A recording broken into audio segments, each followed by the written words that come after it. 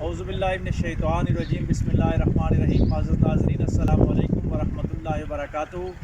آج ہم حضور نبی کریم صلی اللہ علیہ وآلہ وسلم کی ایک حدیث کے حوالے سے، صحابت کے حوالے سے گفتگو کریں گے کہ پیارے آقا جناب محمد مصطفیٰ صلی اللہ علیہ وآلہ وسلم کی حدیث مسلم شریف میں ہے، جس کا مفہوم یہ ہے کہ آقا دو عالم صلی اللہ علیہ وآلہ وسلم نے فرمایا کہ اگر کوئی آدمی صدقہ کرتا ہے، اللہ کی راہ میں خرچ کرتا ہے، تو اس کے مال میں کمی نہیں آتی بلکہ زیادتی ہوتی ہے۔